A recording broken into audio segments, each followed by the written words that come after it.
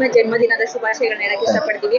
ಏನಿವತ್ತು ಇಷ್ಟೆಲ್ಲ ಜನಸಂಖ್ಯೆ ಆಗಿರ್ಬೋದು, ರಾಜಕೀಯ ಮುಖಂಡರಾಗಿರ್ಬೋದು, ನಿಮ್ಮನ್ನ ಮನೆ ಮಗ ಅಂತ ಸ್ವೀಕರಿಸಿ ಹುಟ್ಟುಹಬ್ಬ ಆಚರಣೆ ಮಾಡ್ತಾ ಇದ್ದಾರೆ.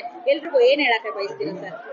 ಮೇಡಮ್, ಮುಂದೆ ಮನ್ಸಲ್ಲಿ ಒಳ್ಳೆತನ ಹಿಡ್ಕೊಂಡು ಕೆಲಸ ಮಾಡಿದ್ರೆ ಬಾಳು ಒಳ್ಳೆತನ ಕಾಣಿಸ್ತದೆ. ಬಾಳ ಮನ್ಸಲ್ಲಿ ಬೇರೆ ಏನಾನ ಒಂದು ಆಲೋಚನೆ ಇದ್ರೆ ಅದು ಇದಾಗಲ್ಲ. ನಾನು ಕಪಟ ಇಲ್ಲದೆ ನಮ್ಮವರು ನಮ್ಮ ಜನ ಅಂತ ಎಲ್ಲ ಈ ವಾರ್ಡಲ್ಲಿರೋರು ಎಲ್ಲ ನಮ್ಮ ಕುಟುಂಬದ ವ್ಯಕ್ತಿಗಳು ಅಂತ ಹೇಳ್ಬಿಟ್ಟು ಆ ರೀತಿ ಕೆಲಸ ಮಾಡಿದ್ದೀನಿ. ಇವತ್ತು ಈ ಫಲಿತಾಂಶ, ಈ ಮೀಟಿಂಗು ಇದು ಮಾಡ್ತಾ ಇರೋದು ಇವರ ಅಭಿಮಾನ ಪ್ರೀತಿ ಎಲ್ಲ ಅದ್ರ ಫಲಿತಾಂಶ ಅಷ್ಟೇ. ಇದು ಯಾವ ರೀತಿ ಅಂದ್ರೆ, ನಮಗೆ ರಾಜಕೀಯಕ್ಕೆ ಫಸ್ಟ್ ನಾನು ಎಂಟ್ರಿ ಆಗುವಾಗ ನಮ್ಮ ತಂದೆಯವರಾಗ್ಲಿ, ನಮ್ಮ ಚಿಕ್ಕಪ್ಪನ ಸ್ಥಾನದಲ್ಲಾಗಿರೋ ಶ್ರೀನಿವಾಸ್ ಅಂಕಲ್ ಆಗ್ಲಿ, ಎಲ್ಸಿನ ಅಂಕಲ್ ಇಬ್ರು ಒಂದೇ ಹೇಳಿದ್ರು, ಎಲ್ಲ ಮಾಡಿದೀವಿ, ಎಲ್ಲ ಇದು ಮಾಡಿದೀವಿ, ನೀವು ನನ್ಗೆ ಒಳ್ಳೆ ಹೆಸರು ಒಳ್ಳೆ ಹೆಸರು ತರಕ್ಕಾಗಿಲ್ಲ ಅಂದ್ರು, ಕೆಟ್ಟ ಹೆಸರಂತೂ ತರಬೇಡಪ್ಪ ಅಂತ ಹೇಳ್ಬಿಟ್ಟು ಅವತ್ತು ಇದು ಮಾಡಿದ್ರು. ಆಮೇಲೆ ಅವತ್ತಿಂದ ನಮ್ಮ ಜೊತೆ ನಿಂತವ್ರು ನಮ್ಮ ನಾಯಕರು, ನಮ್ಮ ವೋಟರ್ಸು, ನಮ್ಮ ಜನ ಎಲ್ಲ ಇದ್ರದ್ದು. ಅವ್ರು ಕೈ ಬಿಡ್ಬೇಡ, ನೀನ್ ರಾಜಕೀಯ ಅಂದ್ರೆ ಏನಂದ್ರೆ ನೀನು ಅವ್ರಿಗೆ ಒಳ್ಳೇದ್ ಮಾಡೋದೇ ನಿನ್ನ ಗುರಿ ಆಗಿರ್ಬೇಕು ಅಂತ ಆಶೀರ್ವಾದ ಮಾಡಿ ಇಬ್ರು ಕಳಿಸಿದ್ರು. ಅದೇ ಅವರು ಹೇಳಿದ್ದ ಒಂದು ಮಾರ್ಗದರ್ಶನದಲ್ಲೇ ನಾನು ಇವತ್ತವರೆಗೂ ನಡ್ಕೊಂತ ಇದ್ದೀನಿ.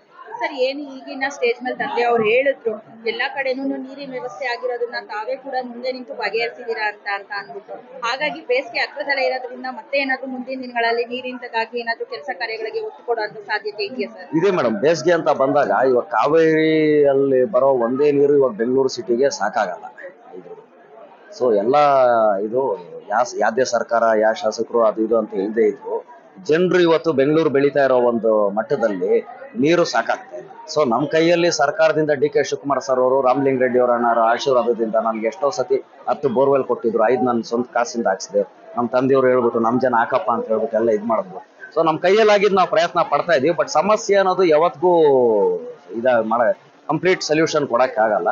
ಎಷ್ಟು ಮ್ಯಾಕ್ಸಿಮಮ್ ಪಾಸಿಬಲ್ ಎಲ್ಲಿ ಬೋರ್ವೆಲ್ ಹಾಕಿದೀವೋ ಆಗದೆ ಇರೋ ಕಡೆ ಕಾವೇರಿ ಸಪ್ಲೈ ಜಾಸ್ತಿ ಮಾಡಿಸ್ತಾ ಇದೀವಿ. ಆ ತರ ಮೈನರ್ ಆಗಿ ರೋಡ್ ಟು ರೋಡ್ ನಾನು ಪ್ರತಿದಿನ ಒಂದು ಈ ಕ್ರೈಸಿಸ್, ಸಮ್ಮರ್ ಕ್ರೈಸಿಸ್ ಸ್ಟಾರ್ಟ್ ಆದಾಗ ಬೆಳಗಿನ ಜಾವ 2 ಗಂಟೆಗೆ ಬಂದು ಲೈನ್ ಮ್ಯಾನ್ ನಮ್ಮ ಜವಾಹರ್ ಶೆಟ್ಟಿ ಆಮೇಲೆ ರಾಜು ಅಂತ ಅವ್ರಿಬ್ಬರ ಜೊತೆ ಅಲ್ಲಿ ಕಾಮಾಖ್ಯ ಸಿಗ್ನಲ್ ಇಂದ ಶುರು ಮಾಡಿ ಅಲ್ಲಿಂದ ನಾನೇ ಬರ್ತೀನಿ.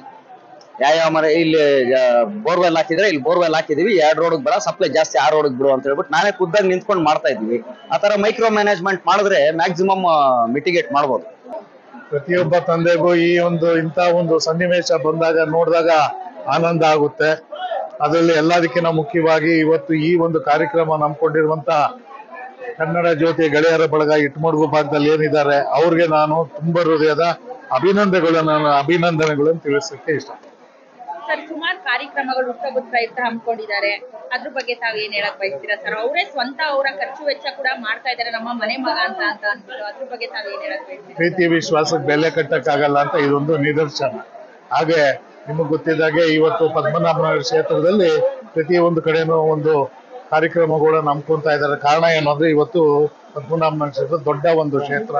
ಅದರಲ್ಲಿ ನಿಮ್ಗೆಲ್ಲ ಗೊತ್ತಿದ್ದಾಗೆ ಈಗ ಎಲ್ ಶ್ರೀನಿವಾಸ್ ಅವರಾಗಿರ್ಬೋದು, ಅಥವಾ ಪ್ರಮೋದ್ ಕುಮಾರ್ ಆಗಿರ್ಬೋದು, ಅಥವಾ ಪಾರ್ಕ್ ಸುರೇಶ್ ಅವರಾಗಿರ್ಬೋದು, ಅನ್ಸರ್ ಆಗಿರ್ಬೋದು, ಅಥವಾ ಬಾಲಕೃಷ್ಣ ಅವರಾಗಿರ್ಬೋದು, ನಾರಾಯಣ ಅವರಾಗಿರ್ಬೋದು, ಗೋವಿಂದರಾಜ್ ಅವರಾಗಿರ್ಬೋದು, ಉಮೇಶ್ ಅವರಾಗಿರ್ಬೋದು, ವಿವೇಂದ್ರ ಬಾಬು, ವೆಂಕಟೇಶ್, ಇತರ ಹಲವಾರು ಎಲ್ಲ ಮುಖಂಡರುಗಳು ಅವರವರ ಒಂದು ವಾರ್ಡಲ್ಲಿ ಕಾರ್ಯಕ್ರಮಗಳು ಹಮ್ಮಿಕೊಂಡಿರೋ ಕಾರಣದಿಂದ ಇವತ್ತು ಹೆಚ್ಚಿನ ಕಾರ್ಯಕ್ರಮಗಳು ನಡೀತಾ ಇದೆ. ಕನ್ನಡ ಜ್ಯೋತಿ ಗೆಳೆಯರ ಬಳಗದ ವತಿಯಿಂದ ಇವತ್ತು ಏನು ಚಿಕ್ಕಲ್ಸಂದ ವಾರ್ಡಲ್ಲಿ ಪವನ್ ಕುಮಾರ್ ಅವರ ಹುಟ್ಟುಹಬ್ಬವನ್ನ ಬಹಳ ವಿಜೃಂಭಣೆಯಾಗಿ ಮಾಡ್ತಾ ಇದ್ದಾರೆ. ಇವತ್ತು ಈ ಭಾಗದಲ್ಲಿ ಇರ್ತಕ್ಕಂಥ ಬಡವ್ರನ್ನೆಲ್ಲ ಗುರುಸಿ ಅವರಿಗೆ ಒಂದು 500 ಜನಕ್ಕೆ ಏನೋ ಉಡುಗೊರೆ ಆಗಿ ಕೊಡ್ತಾ ಇದ್ದಾರೆ. ಪವನ್ ಕುಮಾರ್ ಮೇಲೆ ಅವ್ರಿಗೆ ಬಹಳ ವಿಶ್ವಾಸ, ನಂಬಿಕೆ. ಒಂದು ಕೆಲಸ ಮಾಡುವಂತ ಹುಡುಗ, ಇನ್ನ ಯುವಕ, ಒಳ್ಳೆ ಕೆಲಸ ಮಾಡ್ತಾವನೆ ಅಂತ ಹೇಳಿ ಬಹಳ ನಂಬಿಕೆ ಇಟ್ಟು ಈ ಒಂದು ಕಾರ್ಯಕ್ರಮ ಮಾಡ್ತಾ ಇದ್ದಾರೆ. ಇವತ್ತು ನನ್ನ ಮಗ ಆಗಿರ್ಬೋದು, ಇಲ್ಲ ಪವನ್ ಕುಮಾರ್ ಆಗಿರ್ಬೋದು, ಬೇರೆ ಅಲ್ಲ, ನಮ್ಗೆಲ್ಲ ಮಕ್ಕಳೇನೆ.